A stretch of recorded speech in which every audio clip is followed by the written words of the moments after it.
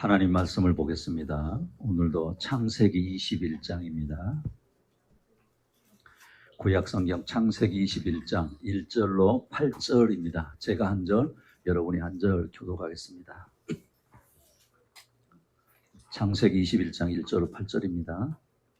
여호와께서 말씀하신 대로 사라를 돌보셨고 여호와께서 말씀하신 대로 사라에게 행하셨으므로 사라가 임신하고 하나님이 말씀하신 시기가 되어 노년에 아브라함에게 아들을 낳으니 아브라함이 그에게 태어난 아들 곧 사라가 자기에게 낳은 아들을 이름하여 이삭이라 하였고 그 아들 이삭이 난 지 8일 만에 그가 하나님이 명하신 대로 할 일을 행하였더라. 아브라함이 그의 아들 이삭이 그에게 태어날 때 100세라. 사라가 이르되 하나님이 나를 웃게 하시니 듣는 자가 다 나와 함께 웃으리로다. 또 이르되 사라가 자식들을 젖먹이겠다고 누가 아브라함에게 말하였으리요마는 아브라함의 노경에 내가 아들을 낳았도다 하니라. 아이가 자라매 젖을 때고 이삭이 젖을 때는 날에 아브라함이 큰 잔치를 베풀었더라. 아멘. 창세기 강의 오늘 21번째입니다. 21번째. 한번 내용이 어떤 걸까 생각하시면서 제목을 따라합니다. 이삭의 출생과 이스마엘을 통해서 주시는 교훈입니다. 오늘 두 사람 이름이 등장하네요. 그죠? 한 사람은 누구죠? 이삭. 두 번째는요? 이스마엘. 기억나시죠? 여러분, 우리가 창세기를 통해서 하나님을 알아가고 있다 그랬죠? 하나님을 알아가고 있다. 그런데요, 우리가 연구를 해서 아는 것은 한계가 있다라는 거예요. 피조물인 우리 인간은 창조주 하나님을 온전히 알 수 없다라는 거예요. 이게 우리 인간이 가지고 있는 한계입니다. 한계. 그래서 하나님이 당신을 우리에게 알려주셔야 한다고 그랬죠? 그렇죠? 하나님이 당신을 우리에게 알려주셔야 된다고 그랬잖아요. 그걸 뭐라고요? 할렐루야. 계시라고 그랬잖아요. 계시. 하나님이 우리에게 하나님을 알려주시는 것을 계시다 이러겠어요. 그래서 피조물인 우리 인간이요, 하나님을 아는 방법에는 두 가지가 있어요. 첫째는 뭐냐면 따라합니다. 자연계시. 그러니까 하나님이 우리에게 하나님을 알려주시는 게 계시인데, 첫째는 방법이 뭐냐? 자연계시라는 거예요. 일반적인 자연 현상을 통해 창조주를 아는 거예요. 시편에 놀라운 말씀이 있어요. 시편 19편 1절에서 4절이거든요. 제목을 보면 다윗의 시라고 그랬단 말이에요. 그러니까 누가 썼다는 거예요? 다윗 왕이 썼거든요. 자, 1절 제가 여러분 2절 읽어봅시다. 하늘이 하나님의 영광을 선포하고 궁창이 그의 손으로 하신 일을 나타내는 도다. 날은 날에게 말하고 밤은 밤에게 지식을 전하니 언어도 없고 말씀도 없으며 들리는 소리도 없으나 그의 소리가 온 땅에 통하고 그의 말씀이 세상 끝까지 이르도다. 하나님이 해를 위하여 하늘의 장막을 베푸셨도다. 여러분 놀랍지 않아요? 이런 시적인 표현을 듣고 마음이 찡하고 감동이 돼야지 덤덤하면 내가 문제가 있는 거예요. 아셨어요? 하늘이 하나님의 영광을 뭐하고? 선포하고 그렇게 노래하고 있단 말이에요. 그리고 보세요. 모든 사람에게요, 언제 어디서나 자연과 역사를 통해 자신을 드러내시는 방법이라는 거. 이게 자연계시예요. 그러니까 특별한 지식이 없어도 누구나 보고 듣고 느낄 수 있다는 거죠. 맞죠? 여러분, 우리가요 지금 막 덥지만 물속에 붕덩 한번 들어가면 어때요? 와, 시원하고 느껴지잖아요. 마찬가지로 자연의 그 아름다움을 보면서 와, 이거 하나님 만드셨지? 그렇게 느껴져야 된다라는 거예요. 그런데 죄로 타락한 인간이 되었기 때문에 이런 기능들이 변질이 된 거예요. 약해진 거예요. 그래서 잘 모르는 거예요. 하나님 아니고 엉뚱한 이야기를 하는 거예요. 그래서 자연 계시를 가지고는 우리 하나님을 온전히 잘 모르니까 하나님이 특별히 두 번째로 주셨단 말이에요. 따라합니다. 특별 계시. 그래서 두 번째로 주신 게 특별 계시입니다. 하나님이 특정한 때, 장소에서요, 특정한 사람에게 직접적으로 자신을 드러내 주셔요. 꿈과 환상을 통해서도 그렇고요, 초자연적인 어떤 사건을 통해서 나타내 주시고, 하나님이 직접 인간의 몸을 입고 오셨단 말이에요. 그분이 누구예요? 예수님이시단 말이에요. 그래서 예수님은 가장 완벽하고 최종적인 특별 계시예요. 이 예수 그리스도에 관하여서 증거하고 나타내기 위해서 기록으로 주신 게 있단 말이에요. 그게 뭐예요? 그렇죠. 성경이에요, 성경. 그래서 계시의 완성을 성경이다 이렇게 말을 해요. 계시의 완성이 뭐라고요? 성경이란 말이에요, 성경. 그러니 이제는요, 하나님의 말씀인 성경을 통해서 매일 묵상하고 하나님의 뜻과 계획을 알고 우리를 향하는 하나님의 사랑이 구체적으로 뭔지도 알아야 되겠죠. 그렇죠? 그렇게 하려면 성경을 뭐 해야 되는 거예요? 그렇죠. 그러니까 내가 하나님을 알고 싶으면 성경을 읽어야 되는 거예요. 성경을 읽고 묵상할 때 중요한 자세가 있어요. 그게 뭐냐면 이 말씀을 통해서 하나님이 나에게 무엇을 말씀하고 싶어 하실까? 여러분이 카톡 몇 문장만 받더라도 지금 이분이 나한테 무슨 말을 하고 싶어? 하지라고 생각하고 읽잖아요. 그러니까 성경을 읽으면서도 하나님이 나한테 무슨 이야기를 지금 하고 싶으신 거야? 라고 질문을 하면서 읽어야 된다는 거예요. 그리고 이런 것 같아 라고 생각되어지면 성령의 인도를 받아 순종하는 거예요. 이렇게 할 때요, 신학적인 지식을 넘어서 우리의 삶에서 하나님을 실제로 만나는 통로가 되는 거예요. 그래서 자연의 아름다움 속에서 기록된 성경 말씀 속에서 하나님을 발견하고 그분과 관계를 더욱 깊이 맺어가는 삶이 된단 말이에요. 이거를 신앙생활이다 이렇게 말하는 거예요. 이런 의미에서요, 오늘 하나님이 아브라함에게 약속하신 이삭의 탄생을 통해서 우리는 하나님의 전능하심을 또 알아가는 거예요. 하나님이 뭘 알아간다고요? 전능하심. 여러분, 우리가 흔히 하나님에 대해서 부를 때 전능하신 하나님, 그렇죠? 맞죠? 오늘도 공교롭게 우리 장로님이 대표기도 하시면 맨 앞에 뭐라고 했었어요? 그랬어요. 전능하신, 공교롭게. 여러분, 사도신경 맨 앞에 뭐라고 고백하죠?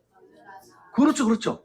그러니까 우리는 나도 생각지도 못하는데, 의식하지 못하는데 항상 하나님을 누구로 부르고 있어요? 그렇단 말이에요. 그럼 여러분 보세요. 하나님이 전능하신 분이다 이렇게 말은 하는데 단순히 뭐든지 다 하실 수 있는 무한한 힘을 가지고 있다라고 생각하면 큰 오산이고 잘못이에요. 그래서 우리가요, 전능이란 단어는 사실 한자잖아요.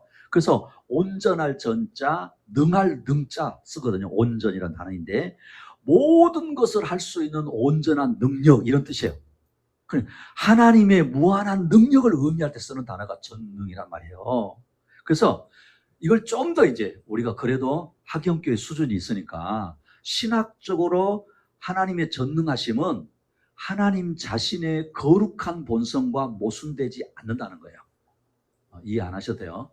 그러니까 하나님의 전능하심 그랬잖아요. 그때 이거는 하나님의 거룩한 본성과 모순되지 않는 모든 것을 할 수 있는 능력을 말한다 이 말이에요. 무슨 말인가 하면요, 흔히 우리가 오해하는 게 뭔지 아세요? 하나님 전능하세요 그러잖아요. 그럼 무슨 뜻으로 생각하냐면 만능 이렇게 생각해요. 만능.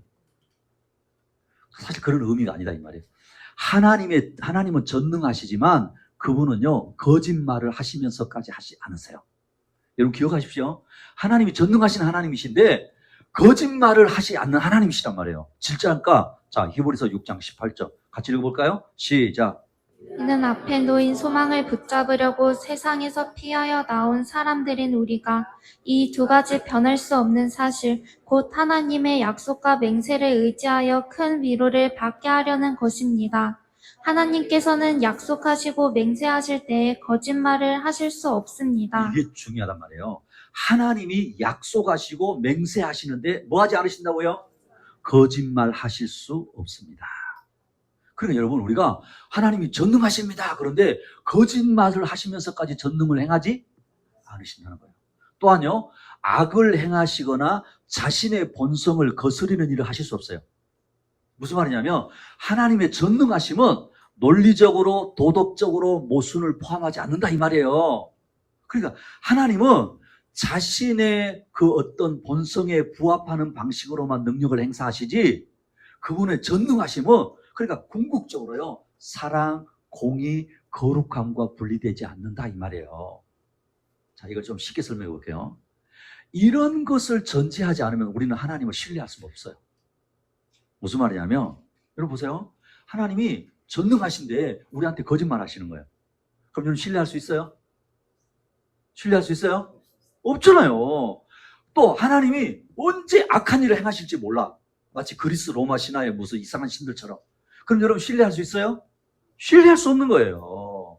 그러니 우리 하나님은 따라합니다. 항상 선하시고 항상 오르시고 항상 완전하십니다.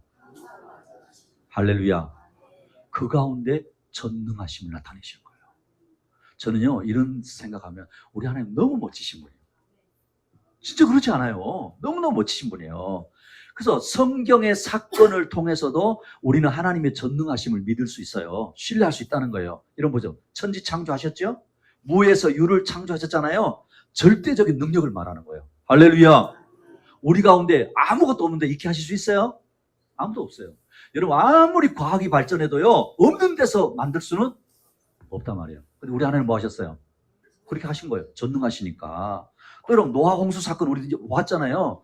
노아 홍수 사건을 통해서 타락한 세상을 심판하시고 거대한 홍수를 일으키시고 그 가운데 노아와 가족들을, 동물들을, 방주를 구원하신 사건을 봤잖아요. 뭐예요? 자연을 통제하신 하나님이에요. 하나님의 전능하심을 보여준단 말이에요. 그러니까 여러분, 아무리 자연이 거대할지라도 그거를 통제하시는 분은 누구세요? 그렇죠. 전능하신 하나님이시니까. 그걸 우리가 봐야 되는 거예요. 출애굽 사건 여러분 아시잖아요? 애굽의 바로 왕과 그의 군대를 멸하셨잖아요. 이스라엘 백성은 홍해를 가르고 건너게 하셨잖아요. 그렇죠? 우리가 뭘 얘기하는 거예요? 역사와 자연을 주관하시는 전능하신 하나님이시라는 거예요. 할렐루야. 그걸 볼 수 있잖아요. 마지막으로 예수 그리스도를 보세요. 성육신, 인간의 몸을 입고 오셨죠? 병든 자를 고치시고 죽은 나사로도 살리시고 폭풍을 잔잔하게 하시고 물고기 2마리와 보리떡 5개로 5,000명을 먹이신 기적들을 보세요. 이거는 하나님의 전능하심이 따라합니다. 인간의 한계를 초월합니다. 할렐루야. 인간의 한계를 초월하여서 구체적으로 나타나는 것이었다는 거예요. 자, 그러면 이런 하나님의 전능하심이 현재 우리의 현실에 어떻게 나타나고 적용될 수 있을까요? 사랑하는 우리 하경교회 식구 여러분, 여러분의 삶 속에 전능하신 하나님을 경험하고 살고 계십니까? 어떻게 그럴 수 있습니까? 우리는요, 착각할 때가 많아요. 종종 어떤 착각이냐 하면 내가 만능하다고 착각하는 거예요. 그런 함정에 빠져요. 그래서 이런 생각을 하면요, 하나님의 전능하심을 믿는다고 한다면 사실 이건 잘못된 거예요.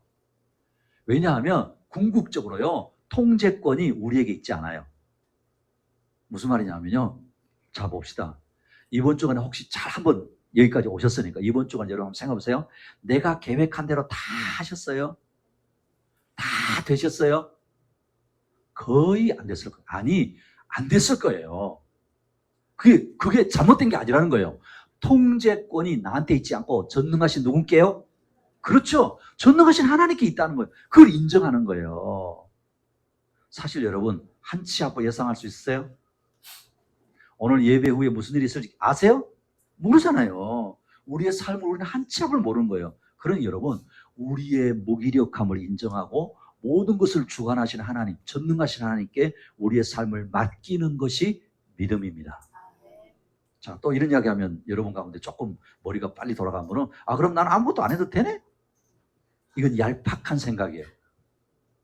아무것도 안 해도 되는가? 난 할 수 없는가? 그렇지 않다 이 말이에요. 물론 내가 할 수 있는 기회가 아니니까 최선을 다하지만 그럼에도 불구하고 절망적인 상황에서 우리는 하나님의 전능하심을 붙들어야 합니다. 자, 마태복음 19장 26절 여러분 읽어보실래요? 시작. 그들을 보시며 이르시되 사람으로는 할 수 없으나 하나님으로서는 다 하실 수 있느니라. 자, 보세요. 예수님 그러셨단 말이에요. 사람으로는 할 수 없으나 누구는? 그렇죠. 다 하실 수 있느니라. 믿을 수 있기를 축복합니다. 하나님의 전능하심을 믿고 신뢰하고 붙들 때요, 우리의 힘으로는 불가능한 일이 하나님의 능력으로 가능하다는 소망이 생기는 거예요. 여러분 진짜 중요한 거예요. 나는 할 수 없는데 하나님이 하실 수 있다? 이거는 막연한 낙관이 아니에요. 역사 속에서 아까 우리 봤잖아요. 성경에서도 그렇고 실제 하나님이 그런 능력을 보여주셨어요? 안 보여주셨어요? 보여주셨잖아요.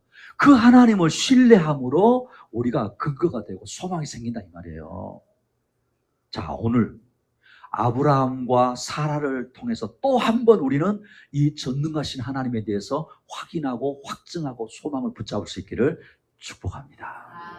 이삭의 출생과 이스마엘을 통해서 주시는 교훈 첫 번째요. 따라합니다. 웃음의 약속이 현실이 됩니다.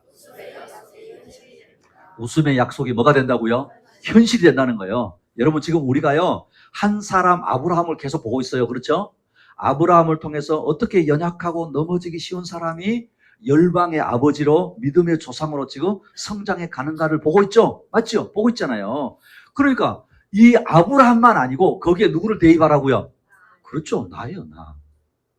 그 아브라함의 나를 이렇게 보면서 내 믿음의 여정에도 하나님 그렇게 하시겠구나라는 소망을 가져야 된다 이 말이에요.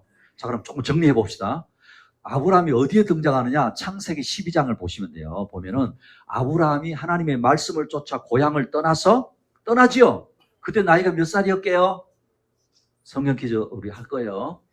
2층으로 내려가면 아브라함이 처음 하나님의 말씀 듣고 고향을 떠났거든요. 몇 살이었게요? 75세요. 75세. 그때 하나님이 이 아브라함에게 약속을 주셨단 말이에요. 자, 12장 2절 읽어봅시다. 시작. 내가 너로 큰 민족을 이루고 내게 복을 주어 내 이름을 창대하게 하리니 너는 복이 될지라. 자, 여러분 보세요. 성경을 읽을 때 중요하단 말이에요. 하나님이 거짓말 하실 수 있어요? 그러면 모순된다고 그랬죠? 전능하심이 아니라고 그랬잖아요. 그러니까 보세요. 하나님이 아브라함에게 처음 하셨는데 약속이 이거였단 말이에요. 큰 민족을 이루고 복을 주고 이름을 창대하게 하고 복이 되게 하겠다 그랬죠? 이 약속은요 75세였지만 아직 자식이 없었단 말이에요. 그런데 하나님 뭐라고요? 많은 무리의 아비가 되리라고 약속하고요. 내가 내 이름을 크게 해줄 거야. 너는 복이 된다고 그랬잖아요. 다른 성경에서는 뭐라고 하는 줄 아세요? 따라합니다. 복의 근원. 네가 복의 근원 될 거야. 이 약속이란 말이에요. 네가 복의 뿌리가 될 거야. 이 말이란 말이에요. 이 말은 잘 된다는 것도 있지만 궁극적으로 아브라함의 족보 가운데 누가 오신다? 그렇죠. 우리 인류를 구원하실 예수님이 온다는 의미를 지금 이미 이때 이야기하신 거예요. 또 창세기 16장에서는요. 사라가 임신을 하지 못하자 하나님의 거듭된 약속에도 불구하고 이들이 불신앙으로 이스마엘을 태어나게 했어요. 기억나시죠? 이때 아브라함 몇 살인 줄 아세요? 86세였어요. 86세였단 말이에요. 그런데 이스마엘이 출생하고 잘 됐나요? 아니었죠. 인간적인 갈등만 더 키웠다고 그랬잖아요. 창세기 17장에서는 아브라함이 99세가 돼요. 사라하고는 10살 차이에요. 그럼 몇 살이에요? 89세란 말이에요.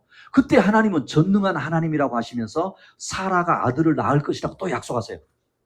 그런데 이런 약속에도 불구하고 아브라함도 그 이야기 듣고 웃고 사라도 웃었단 말이에요. 이거는 어떻게 보면 불신앙에서 온 비웃음이었어요. 왜 그랬을까요? 자신의 환경과 처지에서 받아들이기 너무 터무니없는 약속이었기 때문에 그렇다 이 말이에요. 그래서요.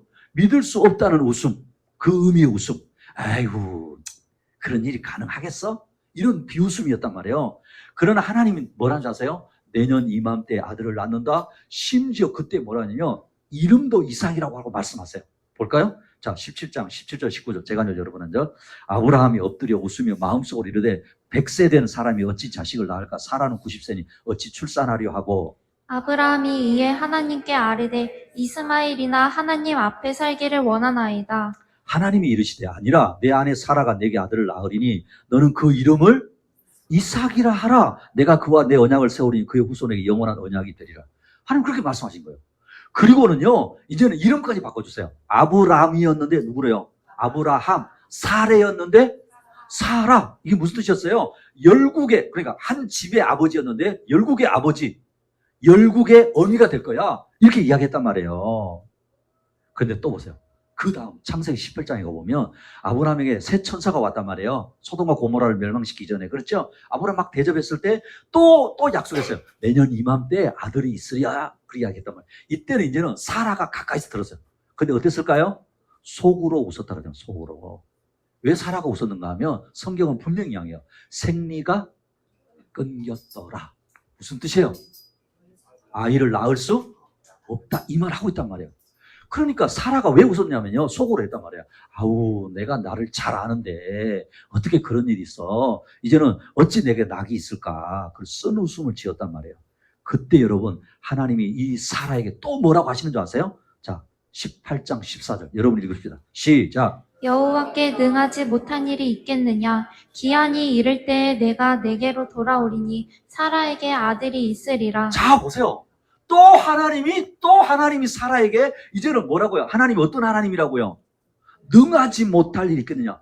지금 오늘 계속 말씀드리는 전능하신 하나님, 능치 못할 일이 없으신 하나님.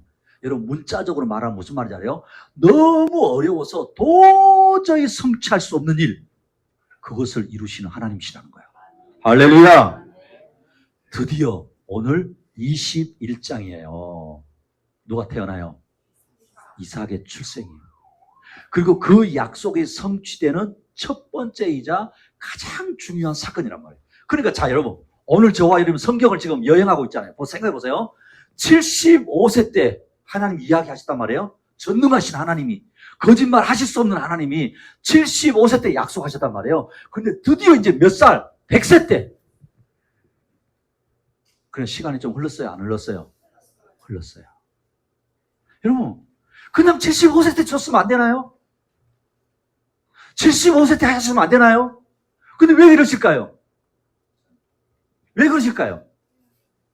75세 때 만약에 아브라함과 사라가 이삭을 낳았다고 한다면 이런 감동, 감격, 하나님에 대한 믿음이 있을까요? 적어도 제가 봤을 때는 없어요.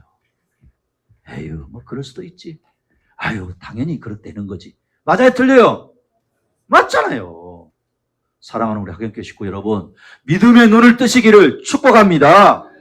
자, 그래서 보세요. 드디어 이삭이 태어났단 말이에요. 자, 1절에서 3절 제가 앉아 여러분 앉아.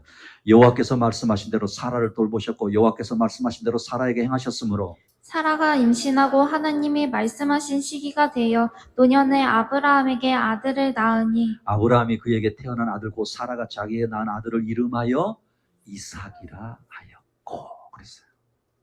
여러분 이 이삭의 이름이 따라합니다. 이츠하크. 히브리어로 이츠하크란 말이에요. 기쁨이란 뜻이에요. 기쁨. 웃음이란 뜻이에요.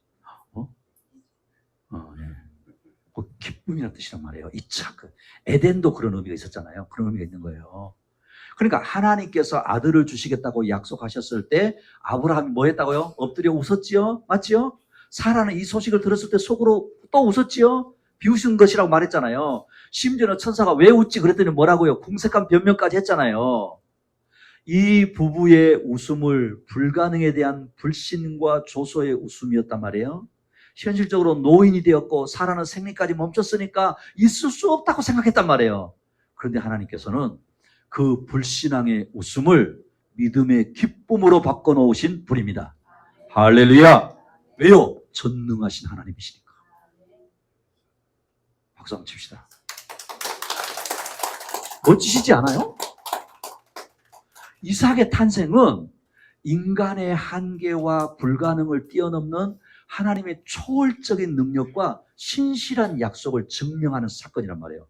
그럼 여러분 잘 보세요. 하나님이 이렇게 하셔야 하나님이시라는 거예요. 맞지요? 그런 거잖아요. 이삭의 자손을 통해서요, 이스라엘 백성들이 일어나기 시작합니다. 궁극적으로 세상의 구원자이신 예수 그리스도가 오시는 통로가 마련된단 말이에요. 자, 그러면, 자, 여기까지 성경 이야기. 그러면 이 이삭의 탄생 사건이 나하고 무슨 상관이 있냐 말이에요. 여러분, 그게 중요한 거예요. 그러면 이 이삭의 사건, 이 이삭의 탄생 사건하고 나하고 무슨 상관이 있냐 말이에요. 그렇지 않아요?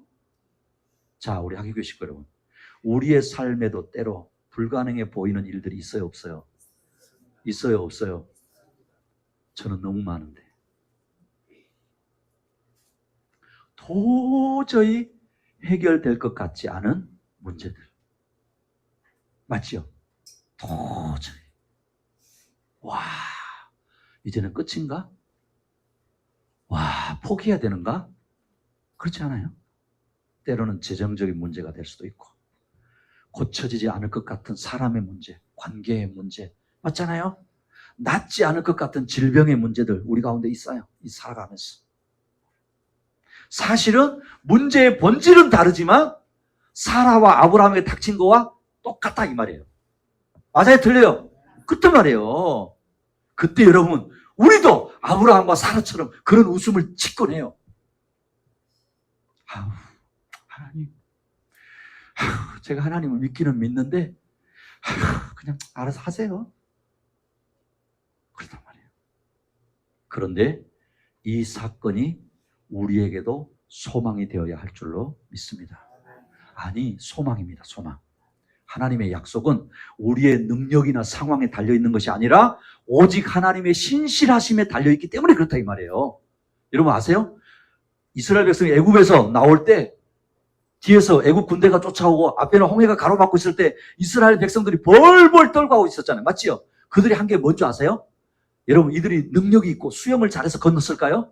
그렇지 않아요. 볼까요? 출애굽기 14장 13절에서 16절 제가 한 절 여러분 한 절. 모세가 백성에게 이르되 너희는 두려워하지 말고 가만히 있어서 여호와께서 오늘 너희를 위하여 행하시는 구원을 보라. 너희가 오늘 본 애굽 사람을 영원히 다시 보지 아니하리라.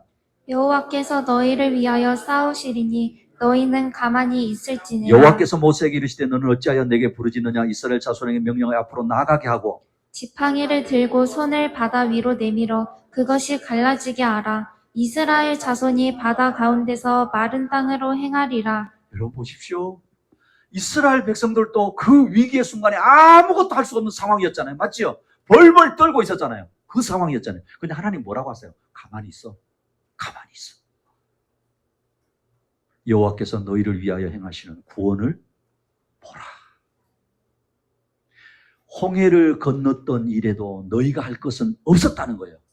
너희들이 할 것은 오직 전능하신 여호와 하나님만 믿으라는 거예요. 할렐루야. 그러니 여러분 인생을 살면서요, 어려울 때, 힘들 때, 내가 할 수 없을 때 더욱 불신앙의 웃음을 버리고 오직 약속을 신뢰하시고 하나님이 우리에게 주신 약속을 신뢰하고 믿음으로 나아가는 저와 여러분 되시기를 축복합니다. 왜냐하면 하나님께서는요, 우리가 포기한 그곳에서부터 일하기 시작하십니다.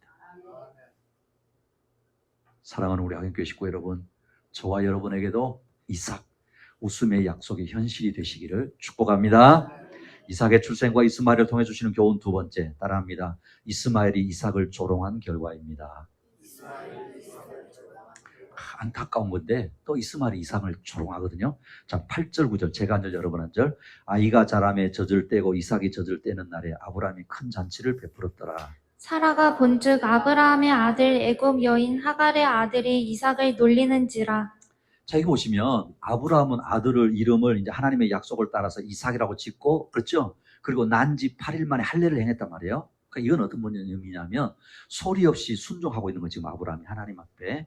그리고 하나님의 그 신실하심을 찬양하고 자신의 그 비웃었던 믿음 없는 모습을 회개하고, 그죠? 열국의 아버지라고 됐던 그거 이제 명예롭게 생각하기 시작하는 거예요. 아, 하나님 나를 이렇게 하시겠구나. 그렇게 하는 거. 그걸 믿고 있는 거예요. 그런데 하나님께 감사하는 잔칫날이었단 말이에요. 이때 여러분 이스마엘 먼저 낳았던 기억나시죠? 이스마엘 나이가 16살이었어요. 그리고 이삭은 약 3살 정도 됐을까 이때란 말이에요. 근데 지금 이스마엘이 뭐 했다고요? 괴롭히다 그러냐? 조롱하는 웃음을 짓는 거예요. 지금 웃음이 참 여러 가지인데 그렇습니다. 여기 놀리다라고 하는 단어는요, 조롱하다라고 하는 거거든요. 한번 따라합니다. 메차헤크. 네, 메차헤크라고. 그러니까 아까 이츠학하고 비슷해요. 그죠? 웃음, 이삭, 이츠학하고 메차헤크하고 비슷한데 어근이 같아요. 뿌리가 같단 말이에요. 그런데 보세요. 이삭이 기쁨의 웃음이라고 한다면 이스마엘의 웃음은 불신앙의 조롱이었어요. 그러니까 이삭이 자라서 젖을 뗄 무렵에 사라는 이 이스마엘이 이삭을 놀리는 것을 보았단 말이에요. 그냥 아니라고 그랬죠? 불신앙의 조롱을 한 거예요. 그런데 이런 이스마엘이 이삭을 조롱한 것에 대해서요, 신약 성경에서 영적으로 해석을 해요. 따라합니다. 성경 해석은 성경으로. 아셨어요?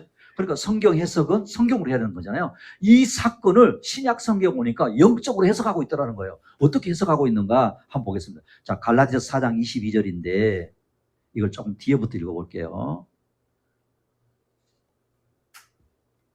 자, 29절부터 볼게요. 29절부터 31절. 제가 한 절, 여러분 한 절.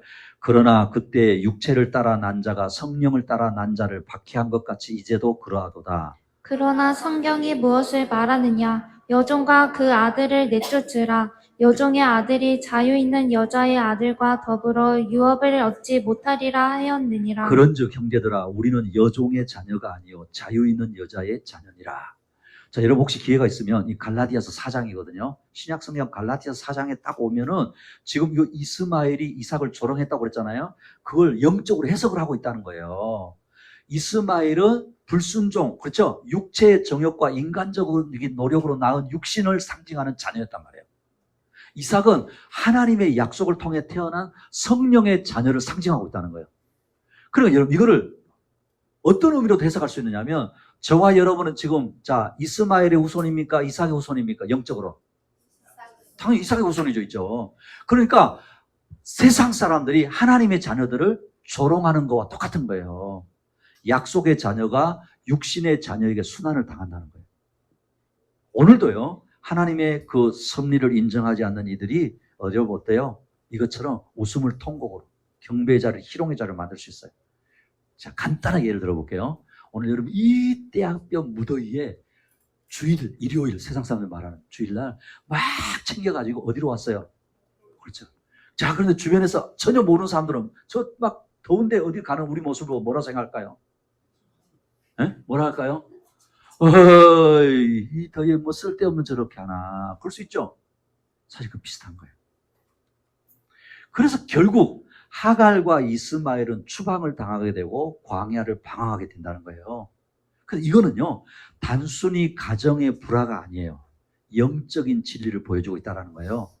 육신을 따르는 삶과 성령을 따르는 삶이 함께 공존할 수 없다는 거예요. 사랑하는 우리 학연교 식구 여러분 기억하십시오. 기억하십시오. 성령을 따르는 삶과 육신을 따르는 삶이 공존할 수 없다라는 거예요. 그러니까 우리의 신앙생활에서도요 사실은 이스마엘적인 요소들이 있어요. 그래서 이스마엘은 끊임없이 이삭을 조롱하는 거예요. 이스마엘은 여러분 마치 뭐가 같냐면 내 힘과 노력으로 얻으려고 하는 모든 것일 수도 있어요. 세상의 성공, 사람들의 인정, 나의 욕심을 채우는 어떤 이런 것들, 그죠? 그래서 내가 해보니까 조금 되는 것 같아. 그럼 어떻게 되죠? 거들먹거리는 거예요. 에휴, 하나님 어디 있어? 내가 하면 되는 거지. 이렇게 되는 거예요.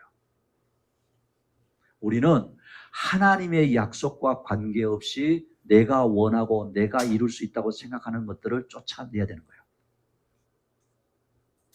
그러나요, 이스마엘은 결국 내 안의 믿음을 흔들어 놓고 하나님 주신 영적 기쁨을 빼앗아간단 말이에요.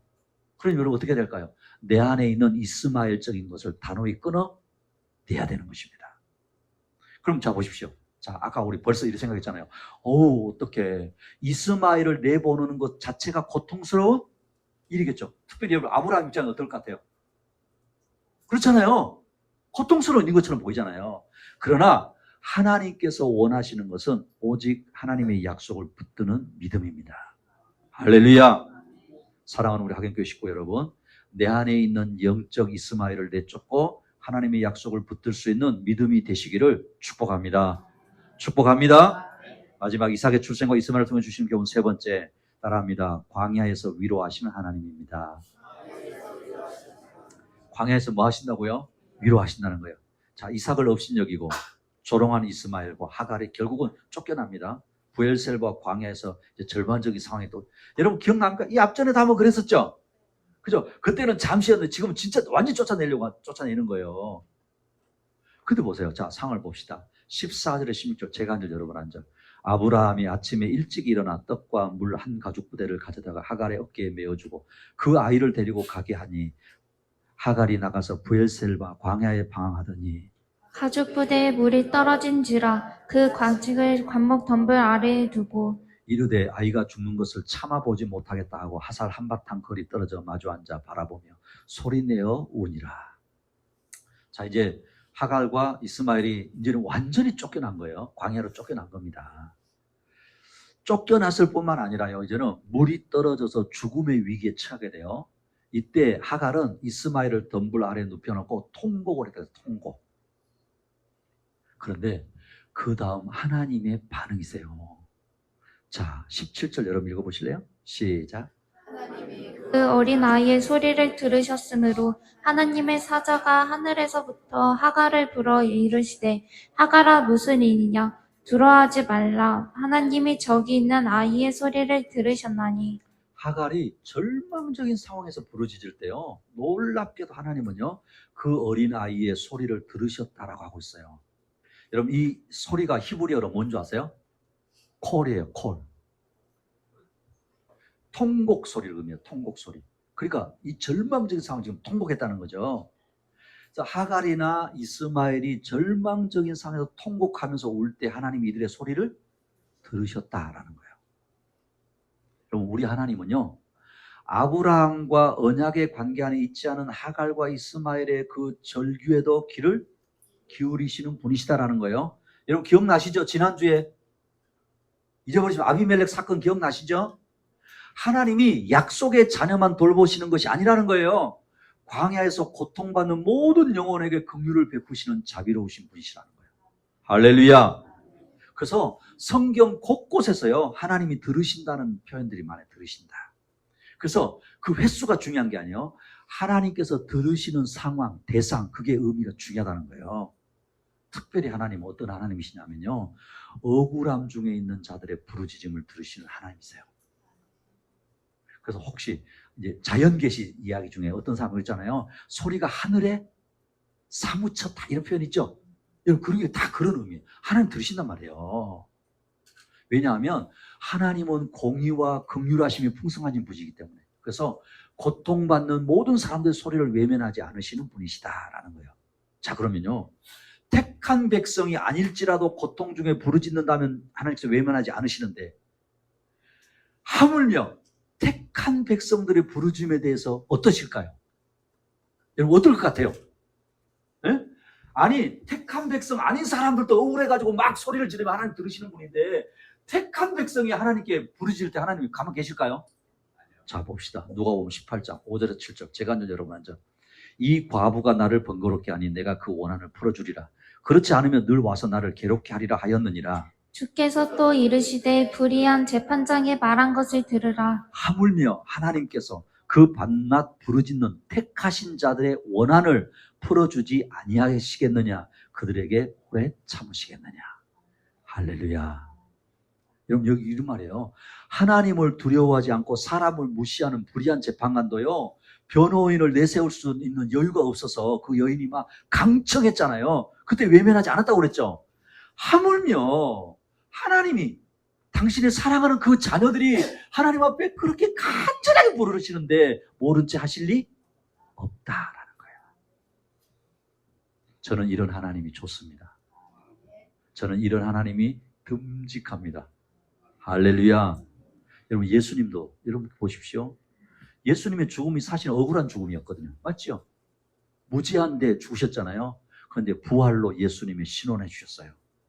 그러니 우리 성도들이 애매한 고난 앞에서 기도했는데 속히 당장 하나님이 상황을 변화시켜 주지 않는다 할지라도 낭망하지 않고 중단하지 않고 기도한다면 하나님은 반드시 응답하실 줄로 믿습니다.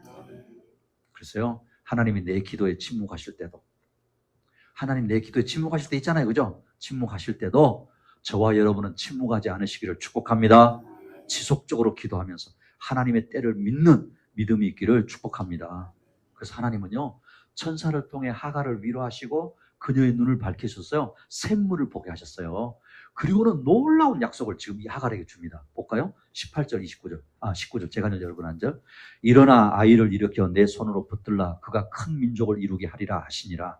하나님이 하갈의 눈을 밝히셨으므로 샘물을 보고 가서 가죽 부대에 물을 채워다가 그 아이에게 마시게 하였더라. 샘물을 이렇게 보게 하셨을 뿐만 아니라요, 16장에서도 이미 이 약속하셨거든요. 이스마엘에게 큰 후손을 주시겠다고 약속하셨고 또 다시 큰 민족을 이루게 하시겠다고 하셨다는 거예요. 여러분 지금 이스라엘 말고 아랍 연맹이 누구의 후손이라고요? 이스마엘 후손이라니까요. 하나님이 주셨다는 거예요. 우리 하나님은요, 애굽으로 떠나려고 했던 그 하갈과 이스마엘의 목마름을 해결해 주시고 이스마엘의 그 성장하는 그 내내 기간에도 함께 하셔서 한 민족으로 이렇게 자라가게 하신 자비의 하나님이시다라는 거예요. 자, 그러면 역시 우리의 삶에서도 해결책이 보이지 않는 광야 같은 이런 시간 속에서도 아무도 도와줄 수 없는 것 같을 때 우리는 뭐 해야 될까요? 하갈처럼 부르짖을 수 있기를 축복합니다. 그러면 우리 하나님은요, 우리의 작은 신음과 통곡에도 귀를 기울여 주실 줄로 믿습니다. 그러니까 중요한 거는 그 광야에서 그 광야 같은 시간에 하나님을 향해 부르짖는 것이다 이 말이에요. 그러면 반드시 하나님은 우리 기도를 들어주시고 보지 못하는 소망의 샘물을 보게 해주실 것이고, 그리고 이 광야에서 하나님을 만나는 것은 우리를 약속의 땅으로 인도해 주시는 걸음이 되는 거예요. 사랑하는 우리 학연교회 식구 여러분, 우리의 삶 속에 하나님을 어떻게 경험하고 계십니까? 꼭 큰 놀라운 기적만이 하나님을 경험하는 것입니까? 그렇지 않습니다. 오늘도 하나님이 내 걸음 한 걸음 인도하셨구나, 그거 경험하고 있다고 한다면 하나님은 나와 함께하고 계시는 것입니다. 고통 중에 간절히 부르짖을 때 반드시 들으시는 하나님이심을 믿고 부르짖을 수 있기를 축복합니다. 말씀을 맺겠습니다. 어려울 때, 힘들 때, 내가 할 수 없을 때 더욱 불신앙의 웃음을 버리고 오직 약속을 신뢰하는 믿음으로 나아가십시다. 그래서 이삭, 웃음의 약속이 현실이 되는 복을 누리십시다. 내 안에 있는 영적 이스마엘을 내쫓고 하나님의 약속을 붙드는 믿음이 되십시다. 고통 중에 간절히 부르짖고 반드시 들으시는 하나님이심을 우리가 경험하고 살아갈 수 있기를 축복합니다.